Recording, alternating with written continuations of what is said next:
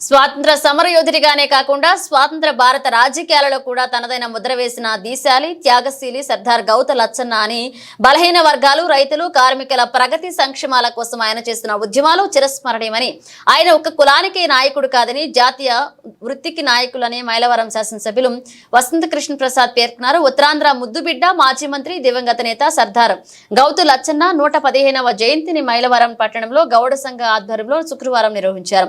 Mylavaram MLA Krishna Prasad ఆయన విగ్రహానికి పూలమాలలు వేసి ఘనంగా నివాళులర్పించారు. కేక్ కట్ చేశారు. అన్నదాన కార్యక్రమాన్ని చేశారు. అన్నదాన కార్యక్రమాన్ని ఎమ్మెల్యే కృష్ణ ప్రసాద్ ప్రారంభించారు. గౌడ సంఘ ఆధ్వర్యంలో ఎమ్మెల్యే కృష్ణ ప్రసాద్ ఘనంగా సత్కరించారు.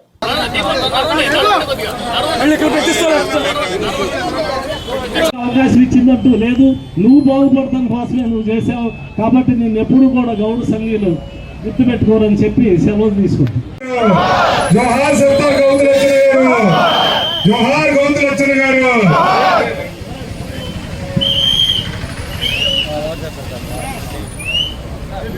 జోహార్ గౌతు లచ్చన్న గారు, జోహార్ గౌతు లచ్చన్న గారు.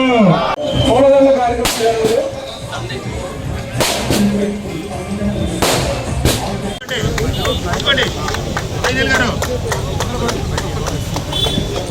జోహార్ గౌతు లచ్చన్న గారు, జోహార్ గౌతు లచ్చన్న గారు, జోహార్ గౌతు లచ్చన్న గారు, జోహార్ గౌతు లచ్చన్న గారు, జోహార్ గౌతు లచ్చన్న గారు, జోహార్ గౌతు లచ్చన్న గారు, జోహార్ అన్న ఎన్టీఆర్. గౌతు లచ్చన్న ఈ భారతదేశంలో సర్దార్ అనే పేరు ఇద్దరికే ఉంది.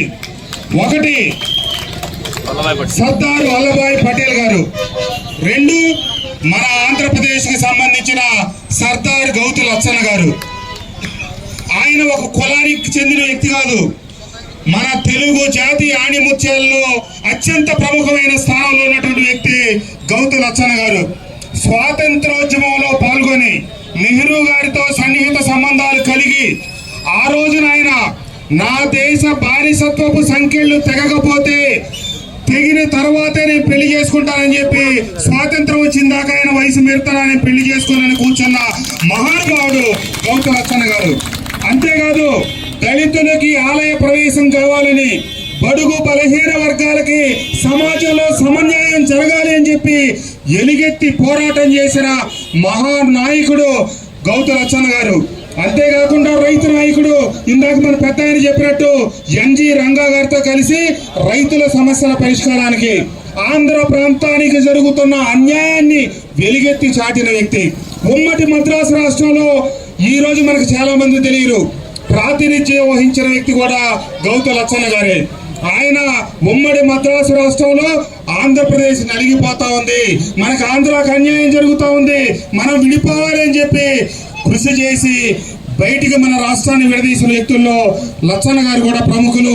మన ఆంధ్రాకి న్యాయం చేసిన వ్యక్తుల్లో లచ్చన్న గారు ప్రముఖ వ్యక్తులు అని చెప్పి తెలియజేస్తా ఉన్నాను. అంతేకాదు ఆయన కుటుంబ చరిత్ర, ఆయన ఎంతటి గొప్ప వ్యక్తి అంటే ఉమ్మడి ఆంధ్రప్రదేశ్, అంతకుముందు ఉమ్మడి మద్రాసు రాష్ట్రం నుంచి మొన్న తర్వాత వారి కుమారుడు గౌతు శ్యామసుందర శివాజీ గారు కావచ్చు, ఈ రోజున ఆయన మనవరాలు గౌతు శిరీష్ గారు కావచ్చు, మొన్న అసెంబ్లీలో చెప్తా ఉంది మా కుటుంబం నుంచి నేను 13వసారి ప్రాతినిధ్యం వహిస్తున్నానని చెప్పి చెప్పడం అంటే అది ఆ గౌతు లచ్చన్న గారి గొప్పతనం అని చెప్పి చెప్తా ఉన్నా. ఆ పెద్ద ఆయన 6 సార్లు శాసనసభకు ప్రాతినిధ్యం వహిస్తే ఆయన కుమారుడు శ్యామసుందర శివాజీ గారు 6 సార్లు శాసనసభకు ప్రాతినిధ్యం వహించారు. ఆయన మనవరాలు ఇప్పుడు 13వసారి శాసనసభలో అడుగు పెట్టారంటే ఈ ఆంధ్ర రాష్ట్ర ప్రజల్లో వారికి ఉన్న గౌరవం, గుర్తింపు, విలువ మనం అందరం చేసుకోవచ్చు. అంతేకాదు ఇన్ని దశాబ్దాల పాటు రాజకీయ జీవితంలో కొనసాగుతున్నారంటే ఈ రాష్ట్రం పట్ల, పేదల పట్ల వారికి ఉన్న నిబద్ధతను మనం అర్థం చేసుకోవచ్చు. కానీ మారుతున్న రాజకీయ పరిస్థితుల్లో కుక్కమూతి పిందెలు కొందరు తయారయ్యారు. కాయలు అమ్ముకునే దురదృష్టకరమైన పరిస్థితులు వచ్చినాయి. ఎప్పుడు సర్దార్ లచ్చన్న గారు నేను గౌడ కులం అని చెప్పుకోవాలా, అట్లాగే గాంధీ గారు నేను వైశ్యుడిని అని చెప్పుకోవాలా. వాళ్ళు మహానుభావులు, ఏ కులంలో పుట్టినా జాతి రక్తాలు వాళ్ళందరూ కూడా, జాతి యావత్తు వాళ్ళని గౌరవించింది. ఏ రాజకీయ నాయకుడైనా ప్రజల కోసం, పేదల కోసం పనిచేయాలా. కానీ కొంతమంది కుహనా రాజకీయులు బీసీలు అని చెప్పడం, అందరాలకు ఎక్కేటప్పుడు ఓడుకోవటం. సాక్షాత్తు ఈ పెద్ద ఆయన విగ్రహాన్ని ఏర్పాటు చేయడానికి పేరవ నాగేశ్వరరావు గారు అందరిని కలుపుకొని కృషి చేస్తూ ఉంటే ఆ రోజున బీసీ సంఘాలను పెట్టుకొని ఈ విగ్రహ ఏర్పాటు నా ప్రమేయం లేకుండా వాడెవడు చేయటానికి అని చెప్పి నాగేశ్వరరావు గారిని అరెస్ట్ చేసి లోపల పెట్టిన పరిస్థితులు ఆ రోజున. కేవలం బీసీ అని చెప్పుకోవడమే తప్పితే బీసీలకు మంచి జరిగితే చూడలేని పరిస్థితి. ఇక్కడ నేను బీసీలకు ప్రాతినిధ్యం వహిస్తున్నానని చెప్పి జ్యోతిరావు పూలే విగ్రహాన్ని నియోజకవర్గంలో పెట్టడానికి ఏమాత్రం కృషి చేయని వ్యక్తి జోగి రమేష్ గారు.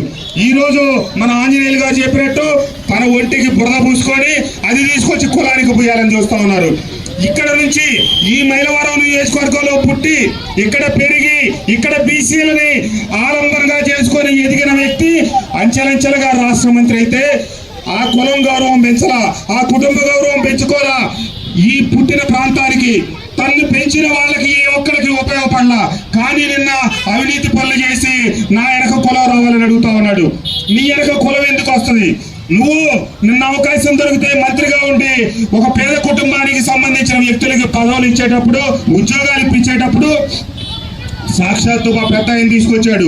7 లక్షల రూపాయల నిరుపేద కుటుంబం నుంచి తీసుకొని ఉద్యోగం ఇప్పిస్తే అది ఒక ఎస్సీ సోదరుడు 7 మాసాలు బట్టి ఆ ఉద్యోగం చేస్తా ఉంటే 7 లక్షల డబ్బులు తీసుకొని ఆ కుర్రోని తీసుకొని ఈ కుర్రోని పెట్టించాడు.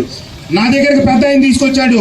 ఆ కుటుంబం నిరుపేద కుటుంబం ఉన్న ఆస్తి అమ్ముకొని పాపం 7 లక్షలు లంచం కట్టి ఉద్యోగం పొందాడు. మరి అన్యాయం అయిపోతాడంటే ముందే డబ్బులు అడగమనండి, తర్వాత ఇవ్వకపోతే కనుక ఏం చేయాలో చూద్దామని చెప్తే వెంటనే చచ్చినట్టు తప్పని పరిస్థితిలో బయటకు వచ్చిందని చెప్పి 7 లక్షలు ఎమ్మటే కట్టారు. నేను పెద్ద ఆయనకు మాట ఇచ్చా, ఆ పిల్లోడికి తప్పకుండా ఇంకో సబ్ స్టేషన్ లో ఉద్యోగం ఇప్పిద్దాం పెద్ద ఆయన అని చెప్పాను. రేపు వచ్చే 15 రోజుల్లో ఆ పిల్లోడికి పైసా ఖర్చు లేకుండా ఆ గౌడ కులస్తుడికి సబ్ స్టేషన్ లో షిఫ్ట్ ఆపరేటర్ గా పెట్టించబోతా ఉన్నాను అని చెప్పి ఈ పెద్ద ఆయన సాక్షిగా మీ అందరికి తెలియజేస్తూ,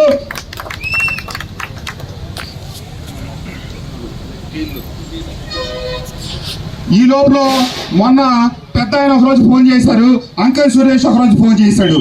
గెయిల్లో 2 ఉద్యోగాలు ఖాళీ ఉన్నాయి, వాటి ఇప్పించండి అని. సరే నేను గెయిల్ డీజీఎం గారికి ఫోన్ చేసి మా పెద్ద ఆయన వస్తున్నారు, ప్రయత్నం చేయండి, తప్పకుండా వీలైతే ఇవ్వమంటే ఇప్పుడే పెద్ద ఆయన చెప్తున్నారు. మొన్న మీరు చెప్తే మేము వెళ్ళి కలిసాము, 7 లక్షల రూపాయలు లంచం ఇచ్చి మళ్ళీ ఉద్యోగం తీస్తే డబ్బులు వెనక తెచ్చుకున్నాడు. ఆ పిల్లోడికి గెయిల్లో నేను చెప్పింది ఉద్యోగం అయిపోయింది, ఉద్యోగం ఇచ్చారు, ఇంకో పిల్లోడిని పెడతామని అని చెప్పి నరసింహారావు గారు చెప్తా ఉన్నారు. పేదలు వెనకబడిన బలహీన వర్గాలకి మేలు చేయాలి కానీ వాళ్ళని కూడా పీడించిన వ్యక్తులు ఈ రోజు కులాన్ని అడ్డు పెట్టుకోవటానికి చూస్తున్నారు. మీ తల మీద పెట్టుకొని ఎదటమే తప్పితే మీకు ఉపయోగపడరు అనే వాస్తవాన్ని గమనించాలని తెలియజేస్తూ మీ అందరికీ ఒకటే చెప్తా ఉన్నా, సర్దార్ గౌతు లచ్చన్న గారు మన జాతి ఆణిముత్యం. వారందరూ పేద బలహీన వర్గాల కోసం పనిచేసిన వ్యక్తి. తప్పకుండా ఈ వారి 115వ జయంతి సందర్భంగా వారి అడుగుజాడల్లో నడుస్తామని, పేదలకు అండగా ఉంటామని నేను శాసనసభ్యుడిగా గడిచిన 5 సంవత్సరాల కాలంలో అన్ని సామాజిక వర్గాలకి సమతూకం ఇచ్చే క్రమంలో గౌడ సామాజిక వర్గానికి మైలవరం మార్కెట్ యార్డు 2 సార్లు ఇవ్వడం జరిగింది. అలాగే ఎంపీపీకి అవకాశం కల్పించడం జరిగింది. అలాగే మండల పార్టీ ప్రెసిడెంట్ గా ఒక మండలానికి అవకాశం కల్పించడం జరిగింది. అన్ని వర్గాల్లో నేను ఎక్కడ కులమని కాకుండా అన్ని బీసీ కులాలకి సమ ప్రాధాన్యత ఇస్తా ముందుకు సాగాను. తప్పకుండా రాబోయే రోజుల్లో కూడా అదే జరుగుతుంది.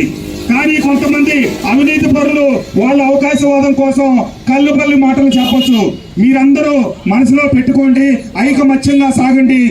ఎప్పుడు తెలుగుదేశం పార్టీ బీసీలకి అండా దండ. ఈ రాష్ట్రంలో ఎన్టీ రామారావు గారి నాయకత్వంలో స్థాపించిన తెలుగుదేశం పార్టీయే ఒక నాయకుల తయారీ కర్మాగారం. ఆ తెలుగుదేశం ఫ్యాక్టరీ నుంచి బయటకు వచ్చిన వాళ్ళే అక్కడ మన దేవేంద్ర గౌడ్ గారు కావచ్చు, కేఈ కృష్ణమూర్తి గారు కావచ్చు, ఇలాంటి ఎందరో మహానుభావులు ఉన్నారు. వాళ్ళందరూ కూడా ఈరోజు అనగాని సత్యప్రసాద్ గారి దాకా జాతికి, ప్రజలకి, పేదలకి న్యాయం చేస్తా ఉన్నారు. కాబట్టి వాళ్ళందరి పేర్లు ఈ రోజు వేదిక మీద ఉన్న వాళ్ళు తలుచుకున్నారు. ఇంతమందిని తలుచుకొని ఒకే ఒక వ్యక్తిని పాపరద మాకు కూడా పోస్తున్నాడని బాధపడతా ఉన్నారంటే అతని నైజం మీరందరూ తెలుసుకోవాలని చెప్పి తెలియజెప్తూ, మేమందరం గౌతు లచ్చన్న గారి ఆశయ సాధన కోసం ముందుంటామని రెడ్డిగూడెంలో వారి భూమి ఉండి దానికి సంబంధించిన సమస్య 3 సంవత్సరాల క్రితం సర్వేకి సంబంధించి వస్తే వారి అల్లుడు గారు మోహన్ గారు నా దగ్గరికి వస్తే 5 సార్లు నేను రెడ్డిగూడెం ఎంఆర్ఓ అని నా గొల్లపూడి కార్యాలయానికి పిలిపించి ఆ సర్వే పూర్తి చేసి 3 దశాబ్దాల పైగా ఆ సమస్య పెండింగ్ లో ఉంటే నేను 3 మాసాల్లో ఆ సమస్య పూర్తి చేసి ఆ మొత్తం పరిష్కారం చేశాను నేను 3 సంవత్సరాలకు పూర్వం అని చెప్పి తెలియజెప్తూ, వెంకన్న చౌదరి గారి వస్తే నాకు అప్పుడు తెలిసింది ఫస్ట్ టైం వాళ్ళకి ఇక్కడ భూములు ఉన్నాయని సంగతి. అట్లాగే తప్పకుండా అన్ని వర్గాలు, పేద వర్గాలు కలిసి ముందుకు సాగుదామని ఈ సందర్భంగా తెలియజేస్తూ, ఈరోజు ఈ కార్యక్రమంలో వీరితో పాటు మైలవరానికి సంబంధించిన గౌడకుల ఉండ్రకొండ జమలయ్య గారు పెద్ద ఆయన, అలాగే వెంకట్రావు గారు, పామర్తి నాగరాజు గారు, మన పరికల సాంబయ్య గారు, ఆరేపల్లి పుల్లారావు గారు, మన పరికల తమ్ముడు వెంకట్రావు గారు అందరూ కలిసి ఈ కార్యక్రమంలో అందరితో కలిసి పార్టీలకు అతీతంగా పెద్ద ఆయన గౌరవ ప్రతిష్టలు పెంచే విధంగా ఒక కుటుంబం లాగా ఆయనకి ఈ రోజు నివాళులు అర్పించడాన్ని గొప్ప విషయంగా తెలియజేస్తూ అందరికీ నా హృదయపూర్వక ధన్యవాదాలు, నమస్కారాలు తెలియజేస్తూ సెలవు తీసుకుంటాను. నా జై హింద్. జోహార్ సర్దార్ గౌతు లచ్చన్న గారు, జోహార్ సర్దార్ గౌతు లచ్చన్న గారు, జోహార్ సర్దార్ గౌతు లచ్చన్న గారు.